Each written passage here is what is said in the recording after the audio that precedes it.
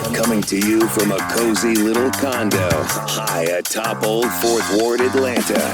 Welcome to The Ron Show on America One Radio. Here's your host, Ron Roberts.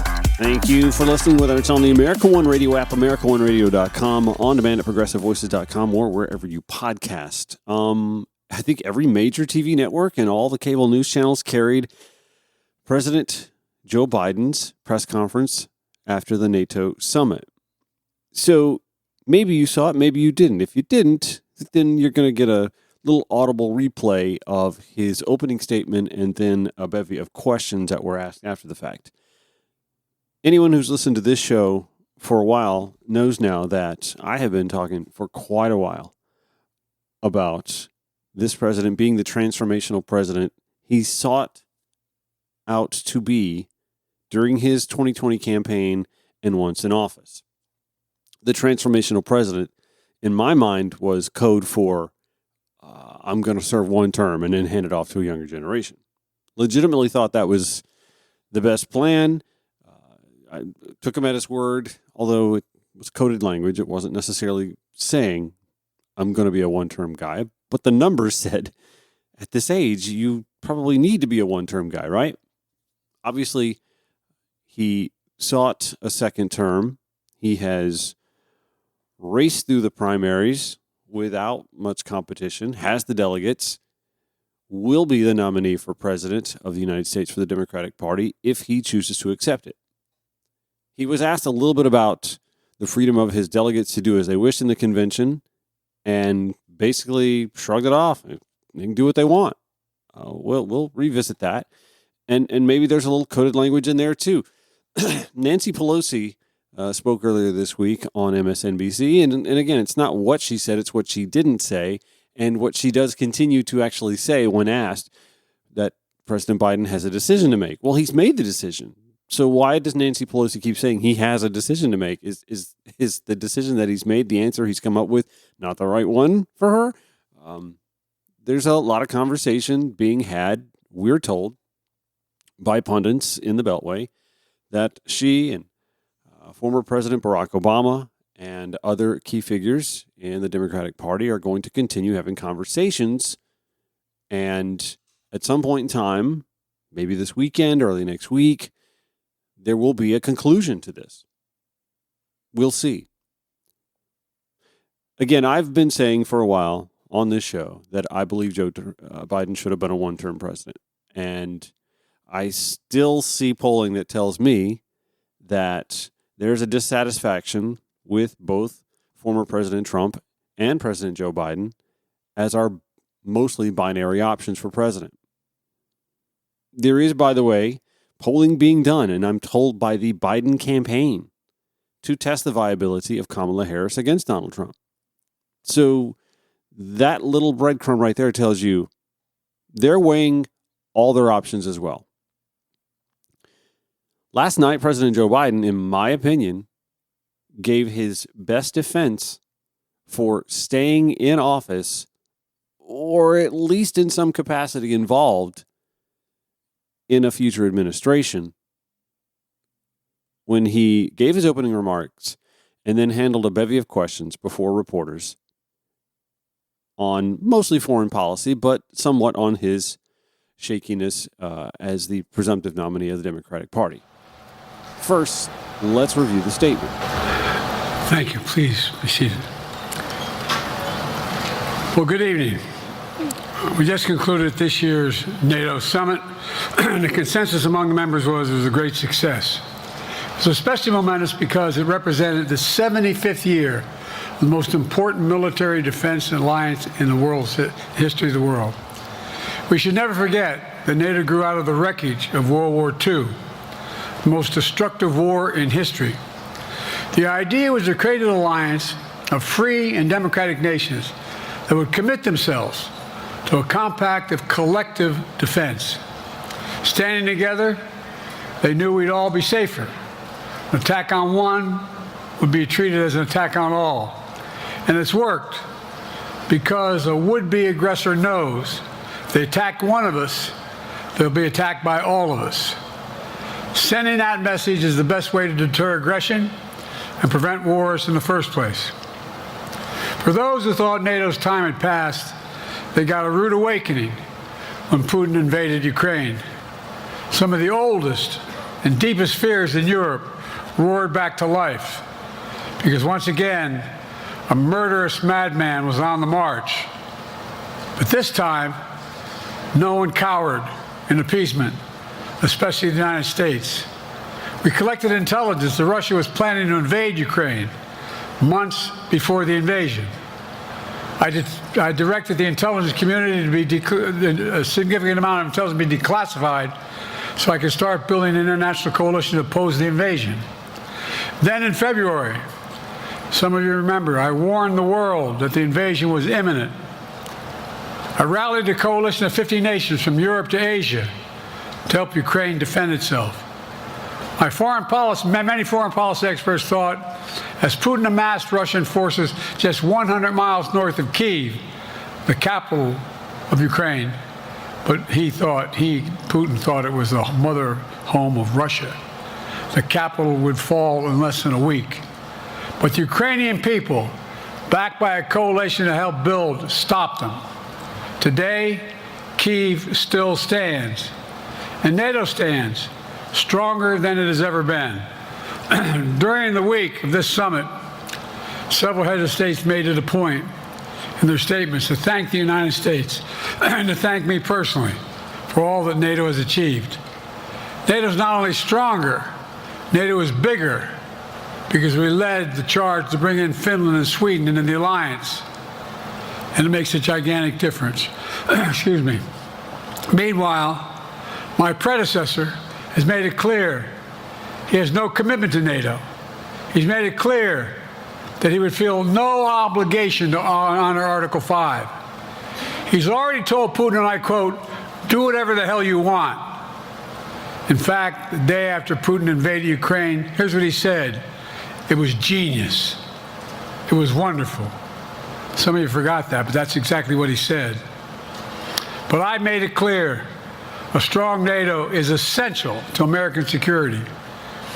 And I believe the obligation of Article 5 is sacred.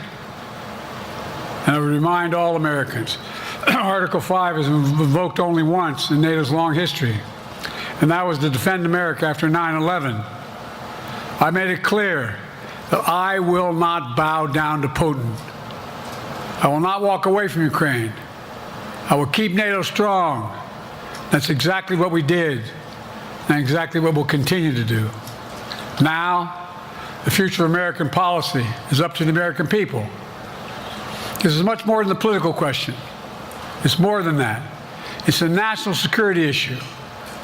Don't reduce this to the usual testament that people talk about, issues of being a political campaign. It's far too important. It's about the world we live in for decades to come. Every American must ask herself or himself, is the world safer with NATO? Are you safer? Is your family safer? I believe the American people know the answer to all those questions is yes. And I believe the American people understand that America is stronger because of our alliances. I believe the American consensus from Truman to Reagan to me still holds today. America cannot retreat from the world. We must lead the world. We're an indispensable nation, as Madeleine Albright wrote. Now let me turn to three other key issues. Just this morning, we had a great economic report showing inflation is down. Overall prices fell last month. Core inflation is the lowest it's been in 3 years. Prices are falling for cars, appliances, and airfares. Grocery prices have fallen since the start of the year. We're going to keep working to take down corporate greed to bring those prices down further. Meanwhile, Trump's calling for a 10% tariff on everything Americans buy, including food from overseas, vegetables, and other necessities. And economists tell us that would cost the average American working family another $2,500 a year. It's a tax of $2,500 a year. Second, Our efforts to secure the border, southern border, is working. After Trump killed the bipartisan effort to secure the border, Republicans and Democrats had worked on, because he thought it would benefit me and make him a loser, Republicans walked away. So I took executive action last month. As a consequence, working with Mexico, border encounters have gone down over 50%. The current level is lower today than when Trump left office. Third, for months, the United States has been working to secure a ceasefire in Gaza, to bring the hostages home, to create a path for peace and stability in the Middle East. 6 weeks ago, I laid out a detailed plan in writing. It was endorsed by the UN Security Council, the G7. That framework is now agreed on by both Israel and Hamas. So I sent my team to the region to hammer out the details. These are difficult, complex issues. There's still gaps to close, but we're making progress. The trend is positive, and I'm determined to get this deal done and bring an end to this war, which should end now. Let me conclude where I began. We're the United States of America. We are the indispensable nation. Our leadership matters. Our partnerships matter.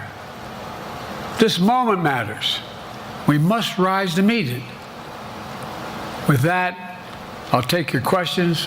Which we'll get to in the next segment and subsequent segments. I will say this. The press conference was not a Katie bar the door, ollie ollie income free kind of scenario where anybody could raise their hand and, ooh, me.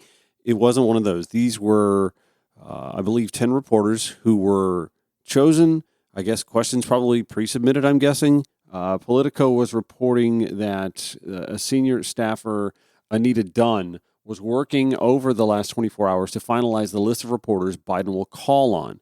Whether or not that means the questions were prepared, I have to think reporters with journalistic integrity aren't going to offer up their questions in advance. But the reporters were lined up in advance. This is the sort of stuff that, in my mind, just kind of continues to cast doubt. Strong opening statement, strong responses to most of the questions he asked. I believe that President Biden flexed his foreign policy muscles last night in a way that when you, again, are looking at a binary choice, you have to say, President Biden handled that press conference and answered questions in a manner that was befitting a U.S. president.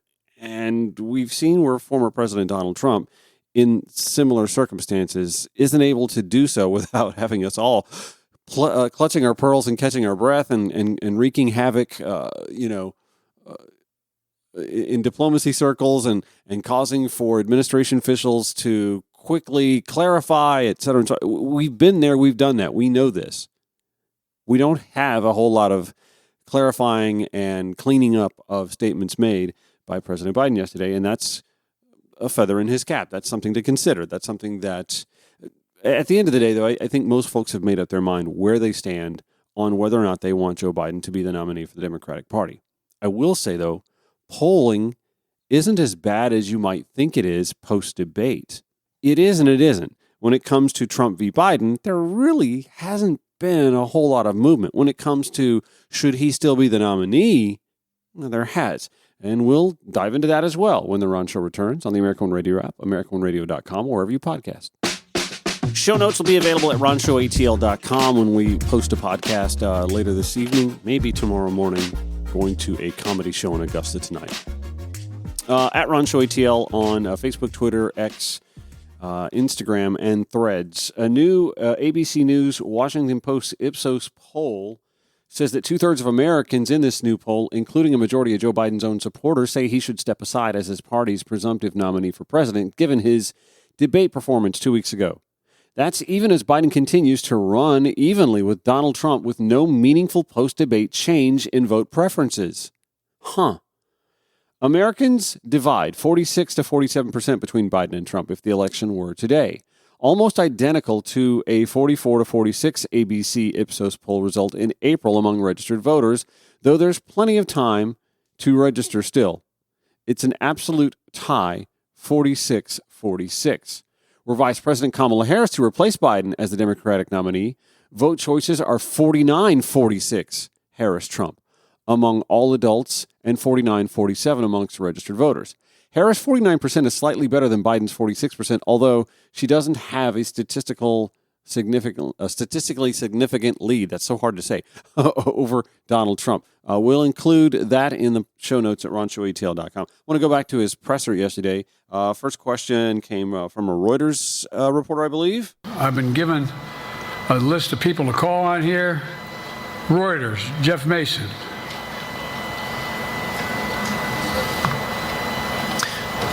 Mr. President, your political future has hung over the NATO summit a little bit this week. Speaker Pelosi made a point of suggesting that your decision on whether to stay in the race was still open. George Clooney and a handful of lawmakers have called on you to step aside. Reuters is reporting tonight that UAW leadership is concerned about your ability to win. UAW just endorsed me, but go ahead. Thank you. My question for you is, how are you incorporating these developments into your decision to stay? And separately, what concerns do you have about Vice President Harris's ability to beat Donald Trump if she were at the top of the ticket? Great questions. Look, I wouldn't have picked Vice President Trump to be vice president, but I think she was not qualified to be president. So let's start there. There's a gaffe. Number one. The fact is that the consideration is that I think I'm the most qualified person to run for president. I beat him once, and I will beat him again. Secondly, the idea, I served in the Senate a long time. The idea that senators and congressmen running for office worry about the ticket is not unusual. And I might add, there are at least 5 presidents running or incumbent presidents who had lower numbers than I have now, later in the campaign. So there's a long way to go in this campaign. And so I'm just going to keep moving. And because, look, I got more work to do. We've got more work to finish. There's so much, we made so much progress. Think about it. Think about where we are economically relative to the rest of the world. Name me a world leader who wouldn't want to trade places with our economy. We've created over 800,000 manufacturing jobs, 1.5 million jobs. So things are moving. We got more to go. Working class people still need help. Corporate greed is still at large.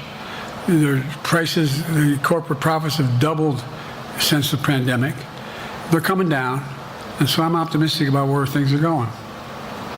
Incidentally, let me point out the gaffe he made there, where he refers to Vice President Harris as Vice President Trump. Ugh, that had to be icky. Dr. Leah Devitt, lecturer at the University of Waikato School of Psychology, says name mixing is just one of the normal quirks of our brain. That is not a sign of dementia, Parkinson's. My God. Eric Erickson on talk radio has made so much noise about Parkinson's this week. It's disgusting. Never mind the fact that he ain't a doctor, as columnist Jay Bookman pointed out yesterday on this very show. The signs of Parkinson's aren't even being exhibited. The signs of Parkinson's don't include the sort of things that we're seeing from Joe Biden. Parkinson's disease, I'm reading from Very Well Health, a brain condition that causes shaking, problems with balance, coordination, stiffness in your arms and legs. No cure for it, but there are treatments that can help with your symptoms, so an early diagnosis is important. Doctors believe that many people start to show signs of Parkinson's disease sometimes in middle age. The average age from someone to be diagnosed with Parkinson's is around 60 years old, not 81. Danny Kemp, AFP. Thanks. Thank you, Mr. President. I wanted to ask you about you mixed up Presidents Zelensky and Putin earlier today. And you now have sort of your key allies, including the British Prime Minister, the President of France, and the German Chancellor having to step in and make excuses for you on that. And officials here are saying off the record that your decline has become noticeable. Hasn't this now, frankly, become damaging for America's standing in the world? Thank you. Did you see any damage to our standing by leading this conference? Have you seen a more successful conference? Wow. What do you think? And the Putin piece, I was talking about Putin, and I said, and now, at the very end, I said, Putin. I said, no, I'm sorry, Zelensky. And then I added 5 other names. Look, guys, the idea anybody suggests that we haven't had an incredibly successful conference. How many times did you hear in that conference, I don't know if it sounds too self-serving, but other leaders, heads of state, in thanking me, saying the reason we're together is because of Biden, because Biden did the following. Look, folks, this is, well, anyway, I thought it was the most successful conference I've attended in a long time, and find me a world leader who didn't think it was. If you're Team Biden, that is a fantastic answer. More of this when The Ron Show returns on America One Radio. Follow The Ron Show on Facebook at The Ron Show Radio. The Ron Show on America One Radio. Yeah, by all means, do follow us on Facebook. I have a lot of fun there. A little combative from time to time. I don't know, it seems still to be sort of the forum for that. Twitter X platform can be as well, but I don't know, I spent a little bit more time on the book. So we're reviewing the NATO presser that President Joe Biden held last night, and you can hear from this just from the second question right away. It definitely sounds like while the reporters were pre-selected, the questions were obviously not, and I can't think of many journalists who would pre-submit questions anyway. So, but you'll hear from the right-wing pundits that was they chose the friendly reporters. That was not a friendly question. May have been a friendly reporter, but it was not a friendly question. Going back to the ABC News Washington Post Ipsos poll that shows a 3 percentage point boost for Vice President Kamala Harris in a one-on-one against former President Donald Trump, I can't help but also wonder, that's just one step. If the vice president to be for her is chosen, and I hesitate to speculate. Maybe it's Andy Beshear, governor of Kentucky. A lot of folks are high on him. He gets good marks, solid bipartisan bona fides. That could bode well, be a strong pairing. You have to think that nudges the numbers a little bit in a positive direction. Me personally, and I don't know if it's the gay thing or not. I try and tell myself not to let this cloud my judgment. But Secretary of Transportation Pete Buttigieg is, first of all, the reason I like him is because, man, he goes on cable television. He is not afraid to go on Fox News and go one-on-one and just rip Fox News to shreds. I have to, in fact, I've seen him on the debate stage. We saw him in 2020. He's a good debater. And we're sitting here hand-wringing because of debate performance, right? How many of us were watching that debate thinking, man, if Kamala were on this dais against former President Donald Trump, she'd definitely be doing a better job. At least credible job, which far and away, President Joe Biden came nowhere near that. And so I think in those terms, when I think about who the vice presidential pick would be if Kamala Harris were ascended to the top of the ticket. And I came away, and I said this last night on the Twitter X platform, at Ron Show ATL, by the way. After watching this press conference, I came away thinking, President Joe Biden still needs to have a role in an administration, even if he's not atop it. What do you call him? Chief of staff? I mean, you couldn't have a better chief of staff than the wisdom of a foreign policy expert like President Joe Biden.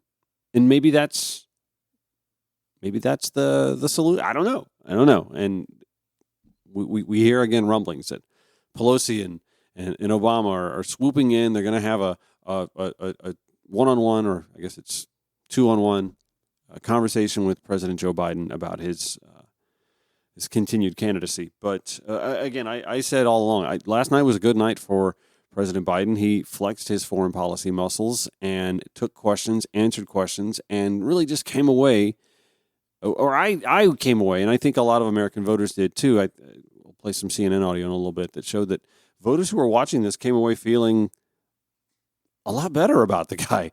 Whether or not it bears out in polling from here on, we don't know, but we do see a stark difference, and I think 3 percentage points is stark when you replace Joe Biden with Kamala Harris atop the ticket. Anyway, let's get back to some of the press conference audio so we can review some of that.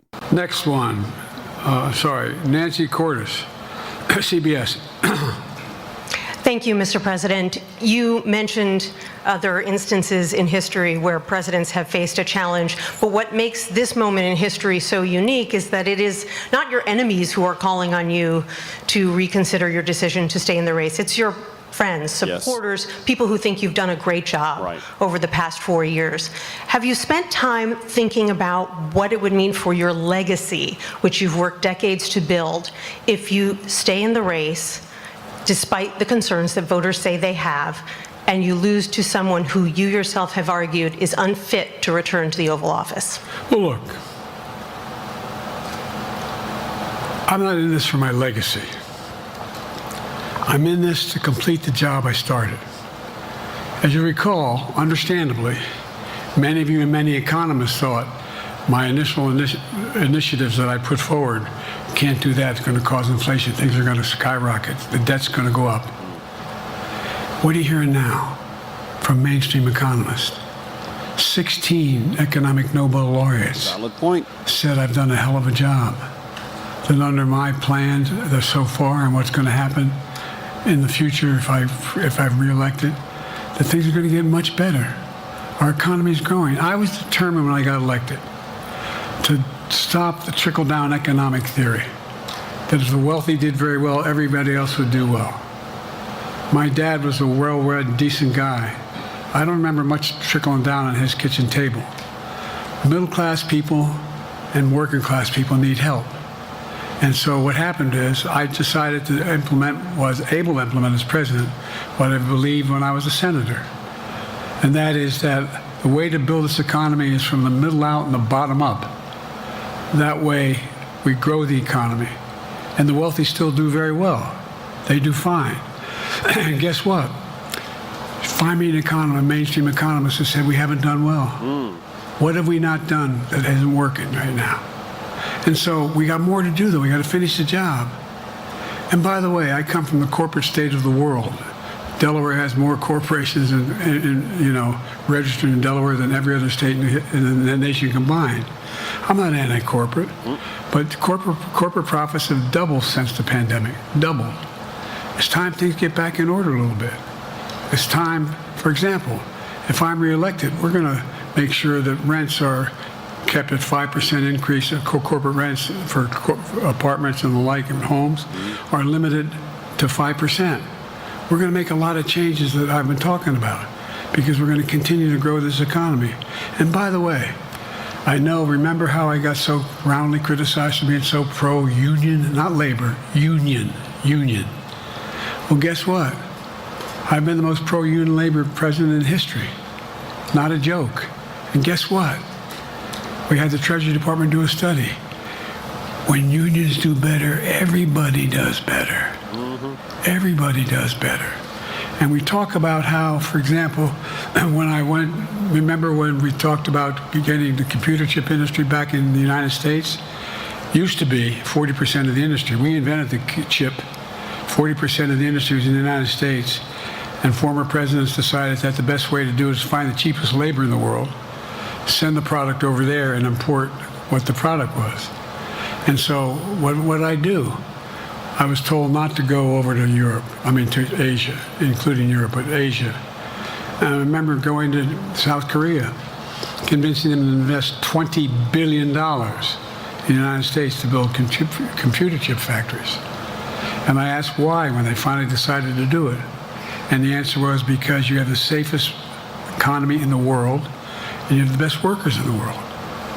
So the whole idea here is we've invested, there's over $50 billion in investment in computer chip manufacturing just coming in the bean. None of you thought that would happen. None of you thought that would happen. But it's happening. It's happening. And it's going to grow economies. All through, and by the way, red states and blue states, Matter of fact, there's as much in red states as in blue states. I've made no distinction. So my generic point is that the idea that we can't continue to build and grow the economy, make it fairer. And like I said, from my standpoint, when the middle class does well, that's when the whole economy grows. The poor have a shot, the wealthy do well, but the wealthy got to start paying their taxes. I'll get to some more of the Q&A from yesterday, but I mentioned that they did some post-presser Q&A with some, I want to say left-leaning but undecided if he should stay in the race voters. Is that how we would coin this? And I want to hear two of the responses immediately after this press conference, because this is kind of how I felt too, honestly. The two of you weren't decided. My question for you, you weren't decided before this happened if you should stay in the race. How do you feel now after watching this news conference? Relieved, and I think he should stay in. So your opinion's changed from not sure to he should stay in? Yes. Mm-hmm. Okay. And how about you? How do you feel? You weren't sure. How do you feel now? Same. I think he's the logical choice. He's a strong guy. What do you think? Do you agree with that? Yes, I would agree with that. I think what came across was that of what he is. Joe Biden is very caring about people. He's very knowledgeable and experienced, and he's not just out for himself, that he really cares about the country. And there's no chance that you would be more confident with the Kamala Harris or your governor here, Whitmer, here in the state of Michigan. Right. Yeah. I think Joe Biden did an excellent job. During this news conference. Mm-hmm. I mean, so what do you do? If you're the Democratic Party, what do you do?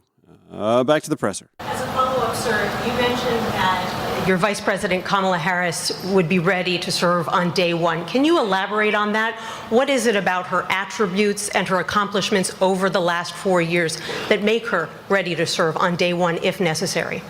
First of all, the way she's handled the issue of freedom of women's bodies to have control over their bodies. Secondly, her ability to handle almost any issue on the board. This was a hell of a prosecutor. She was a first-rate person, and in the Senate, she was really good. I wouldn't have picked her unless I thought she was qualified to be president. From the very beginning, I made no bones about that. She is qualified to be president. That's why I picked her. Felicia Schwartz, Financial Times. Thank you, Mr. President. Presidency is the most straining job in the world, and it's 24/7. How can you say you'll be up for that next year, in 2 years, in 4 years, given the limits you've acknowledged that you have today? The limits I've acknowledged I have? There's been reporting that you've acknowledged that you need to go to bed earlier and your evening around 8. That's not true. Look, what I said was, instead of my every day starting at 7 and going to bed at midnight, it'd be smarter for me to pace myself a little more. And I said, for example, the 8, 7, 6 stuff, instead of starting a fundraiser at 9 o'clock, start at 8 o'clock. For real. People get to go home by 10 o'clock. Listen, that ain't an 81-year-old man reaction. That is a me reaction. I'm 50 years old. Do not invite me to something that starts at 9 o'clock. Seriously, I mean, especially if it's a fundraiser. We don't even do that. Like, we, as society, we don't do that. People who have kids, it doesn't even matter if you don't have kids. Like, I am a part of an LGBTQ plus business organization. We do mixers. All that shit starts at 6 or 7 p.m., not 9 p.m. If it's 9 p.m., you know no good comes of it. You know it's going to go nowhere good. But, I mean, that's a different matter than when you're in politics. But, yes, why does anything start at 9 p.m.? My God, people have to get up in the morning and jobs to go to. 9 p.m.? Sorry. 9 p.m. is when I'm getting my disco nap because I'm going somewhere at 11 p.m., and that's where no good will come of it. I'm just saying. 9 p.m. Yeah, that makes a lot of sense, actually. That's what I'm talking about. I'm not talking about. And if you looked at my schedule since I made that stupid mistake in the campaign in the debate, I mean, my schedule has been full bore. I've done. Where's Trump been? Riding around in his golf cart, filling out his scorecard before he hits the ball. I mean, look, he's done virtually nothing. Right. And I don't know how many. Don't hold me to it. Roughly 20 major events. Someone with thousands of people showing up. And so I just think it's better I always have an inclination, whether I was playing sports or doing politics, just to keep going, not stop. I just got to just pace myself a little more. Pace myself. In the next debate, I'm not going to be traveling into 15 time zones a week before. I'm going to nitpick, though. I'm telling y'all, he did not travel 15 time zones the week before. He was back from his second European trip. That was the stupid thing. Why did you go to Europe and then come back for like 2.5 days and then go back to Europe? That was stupid. He came back from that second European trip with 13 days before the debate, and then he went into debate prep, and then we're told he got a cold. After the fact, of course. His campaign, the party, they have to pivot from this using excuses thing. It was a bad debate performance. Chalk it up to a bad night, a bad debate performance. He had a cold. Stop with the travel stuff because that doesn't really add up. That's what it's about. And by the way, even with that, I love my staff, but they add things. Add things all the time. At the very end. I'm catching hell from my wife for that. Anyway. That's the reality, though. All right, I thought I'd go ahead and get to the next question, but I'm going to wait just a little bit, and we'll get through the highlights because we've got about 7.5 minutes more on the podcast and on the America One Radio app at AmericaOneRadio.com. If you're just jumping into the middle of this, we'll replay it 5 to 6 p.m. on America One Radio. You can hear it on demand all day at ProgressiveVoices.com. And then, of course, you can always get these full episodes and back episodes. Oh, my high school friend Suzanne Moore was asking about podcasts to listen to binge yesterday, and I mentioned I do one, and she goes, oh my God, 300 episodes, I'll listen to all of them. I'm like, it's a daily thing. You may not want to go back to October of 2022 and catch up on politics of that day. Anyway, that's not, we're a sipping podcast, not a gulping podcast. So I'm going to take a quick break and come back. We'll get some of the final highlights of the Biden presser, which again, I'm the one saying I think he should step down, but I also thought last night was a really good night for him. The Ron Show on America One Radio. In the home stretch, final segment for the week, whoop, whoop, and the day. Thank you for listening to The Ron Show. Wherever you do that. By podcast, on demand, ProgressiveVoices.com, America One Radio. Appreciate it nonetheless. I feel as if, and again, I'm the guy that has said almost from the day I launched this podcast in October 2022 that I've believed Joe Biden should have been from the jump, the one-term president, to proclaim that, to go balls to the wall, executive order your old butt off if you want to, and then dare your competing party, the Republican Party, to run against popular policies that you would put in place. I've said from the jump, he should have packed the court. I mean, people would have been, oh my God, the outrage. But you know what? We wouldn't be dealing with immunity craziness right now. The Chevron decision, which we have really yet to dive into on this show. I'm looking for an expert. If you happen to know one or want to raise your hand and say, I can talk about that, and give me your bona fides, Ron at RonShowETL.com. We really haven't dived into the Chevron decision and the impacts that is going to be having on federal policy. In essence, the Chevron decision, cast doubt on federal agencies' ability to kind of fill in the gaps where very meticulous law that leaves gaps in federal policy exist. And now those agencies are kind of forbidden to fill in the gaps. There's going to be a lot of things falling through the crack. It's like stacking a bunch of bricks and saying, oh, look, I made a wall. But you didn't have any mortar between the bricks. So how stable is that wall? Anyway, we didn't talk about that, but we will here in the near future. I watching this presser last night, and then kind of adding up all of these events that the president has done over time in the last couple of weeks. He's recalibrated and kind of got his footing back under him, and he seems vigorous and aware. I didn't think the Stephanopoulos interview was particularly sharp. I don't know if the setup was. It's just weird. Like the whispering thing doesn't really work for him. He doesn't sound as powerful and in command as he does on the dais last night at this press conference, which we'll get back more to here in just a little bit. Whether or not that means that Joe Biden should continue to be the nominee, again, I'm looking at polling that tells me Kamala looks better already and will get another boost when whoever the presumptive vice presidential nominee would be announced. I would see a bump in that as well. And I'm also a little muddled here myself. I watched him last night, and I feel like, man, his foreign policy bona fides they can't be matched. which is why I kind of think maybe if he's going to step back, will you stick around and be chief of staff, sir? Let's get back to some more other questions. Assam from NPR. Thank you, Mr. President. Asma Khalid with NPR. I have two questions. Earlier, you spoke about the ceasefire plan between Israel and Hamas. We're now looking at 10 months of war, and I'm curious if there's anything that you feel personally you wish you would have done differently over the course of the war. And then secondly, if I may, I wanted to ask you about your presidential campaign. I remember covering your campaign in 2020, and there was a moment where you referred to yourself as a, quote, bridge candidacy, a transition to a younger generation of leaders. I want to understand what changed. Two things. Let's go back to when you talked about would I have changed anything that's happening with Israel and the Palestinians and the Palestinian movement. The answer is, as you recall, from the very beginning, I went to Israel, but I also got immediate contact with al-Sisi in Egypt. I met with the King of Jordan. I met with most of the Arab leaders to try to get a consensus going as to what had to be done to deal with getting more aid and food and medicine into the Gaza Strip. And we pushed it really hard. And Israel occasionally was less than cooperative, number one. The Israeli War Cabinet, I've been dealing with Israel since Golda Meir. Some of the reporters around here cover me all the time have heard me say this. The first time I met with Golda Meir, I sat across from her at her desk, and her assistant was Rabin sitting next to me. That's how far back I go. I know Israel well, and I support Israel.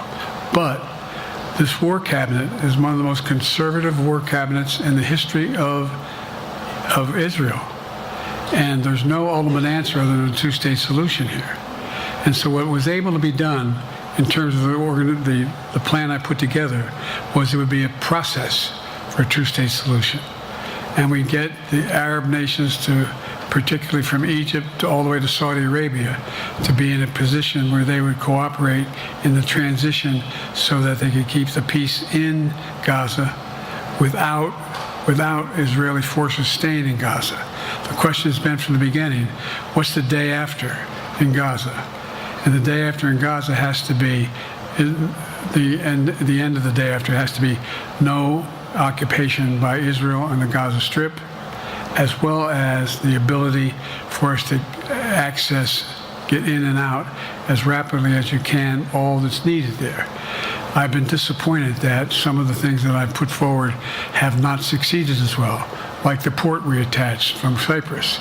I was hopeful that would be more successful.